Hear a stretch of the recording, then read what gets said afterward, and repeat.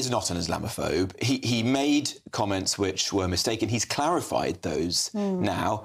And I think we need to move on, because the problem with what happened over the last week is that it's closed down the debate on the really important issue, which is that we have a problem in this country with Islamist extremism, and we need a proper national conversation about that and a strategy to tackle it. All that matters now are the solutions, and they are reducing mass migration, ending this era of careless, naive mass migration, having a new strategy, taking the Prevent programme forward with the reforms that Suella Braverman tell me about forward. Prevent. Is Prevent fit for purpose currently? I mean, I know William Shawcross... It's not working at the moment. ...expressed concern about... That's right. I regret the fact that there are people coming into... I'm not naming anyone in particular, but there are some people out there on social media in particular and trying to get elected who may be expressing views that are quite divisive and unpleasant, and that's something I hope we can avoid in this country. Do you mean Lee Anderson?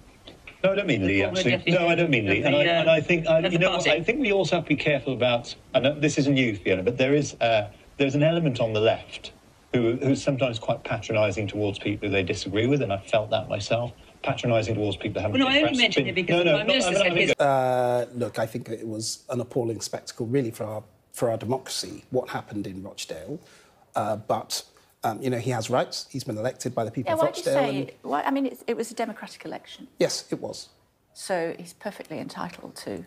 He is, but I think that sort of divisive rhetoric, the behaviour, and frankly from the Labour Party as well. I just want to ask you, Rishi Sunak made a sort of surprise speech about extremism on Friday night after the election of George Galloway in Rochdale.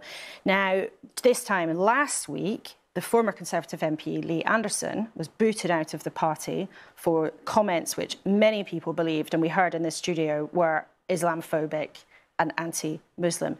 The former PM, Liz Truss, turned up at an event with him a couple of days ago.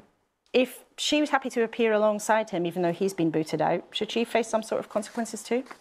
Well, look, that's a matter for the Conservative Party. What I would say, I think yes.